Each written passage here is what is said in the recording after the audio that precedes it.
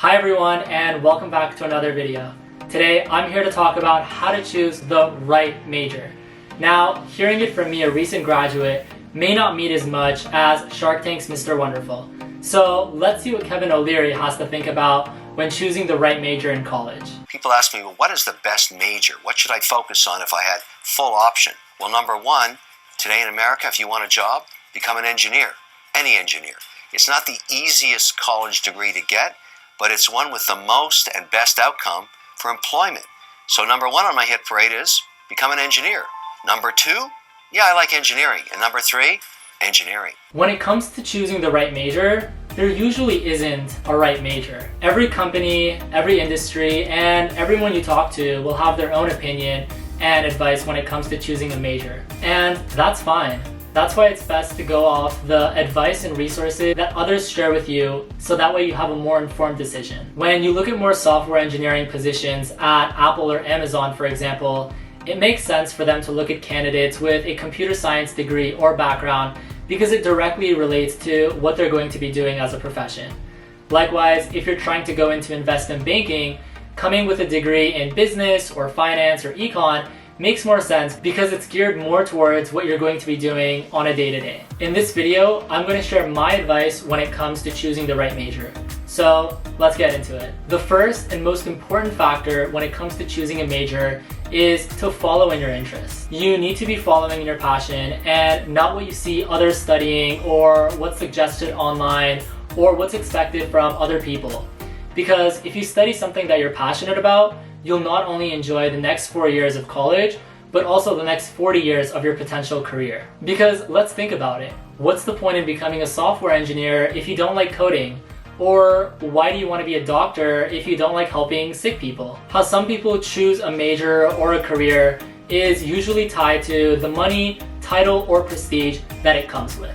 They hear that, for instance, a physician has the financial independence and success, as well as the prestige and title that many are drawn towards. But unfortunately, they sometimes neglect the hard work, challenges, and dedication it takes to not only get into med school, but to do well and graduate to ultimately become a doctor. Obviously, however, if you are passionate in becoming a physician, you should follow in your interests. This was just merely an example though. A piece of advice that I've been given on numerous occasions from mentors throughout my life is to not follow the money, but your passion.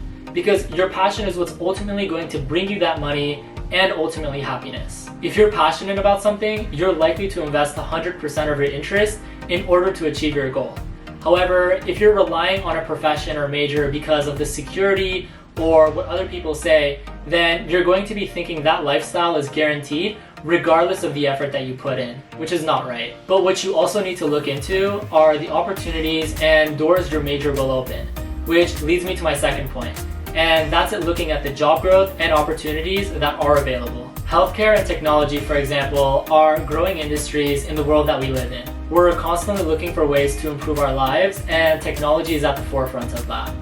When it comes to social interactions via FaceTime or social media platforms like Facebook, these were merely non-existent 20 years ago. And the likelihood of growth and expansion within technology is a certainty within the next 20 years. Even when it comes to healthcare, there has been a rapid growth in medicine within the past decade, especially when it comes to treating patients and surgical advancements.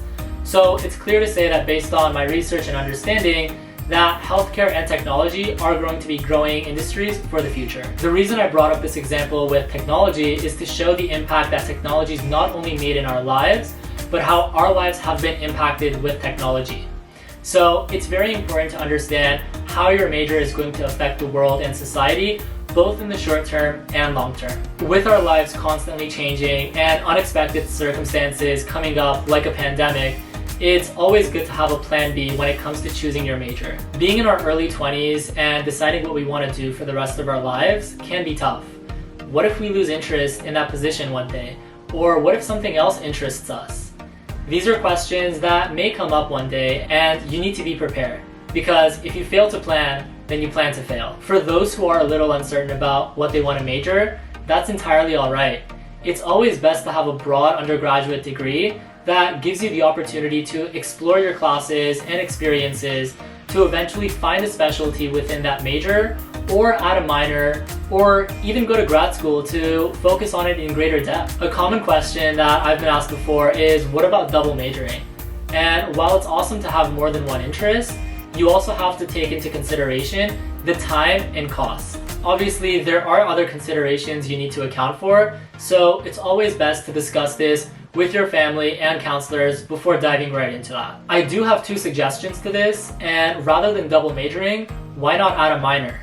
A minor is usually less stringent and requires less units, ultimately allowing you to graduate at the same time for no additional cost. That way, you have the ability to learn what interests you while not needing to extend your graduation date. Another option instead of double majoring is going to grad school. And obviously, while that may cost more, you are graduating with a specialty degree that is beneficial in the long run. I had a friend back at USC who studied biomedical engineering with me, but decided to go to grad school to pursue a master's degree in computer science. That way, he gets the ability to specialize in another interest of his, and when it comes time to work, he wants to work as a software engineer for a medical device company. My suggestion for those who are not 100% certain in what they want to study is to transfer from a community college. A community college allows you to take the same classes that you would at a 4-year, but at a fraction of the cost. That way, you can gather your thoughts and experiences through the same classes and not have to worry about spending more money. So when you are choosing a major, it's always best to follow in your interest and not chase after the money, title, or prestige. It's also helpful to look at the job growth, plan B career options, and consider additional schooling if that is a feasible option. If you'd like more advice on choosing the right major or career guidance, visit my website ryanrafi.com to schedule a one-on-one appointment. Also, if you found this video helpful, be sure to like and leave a comment below on what you found most interesting. As always, thanks, until next time.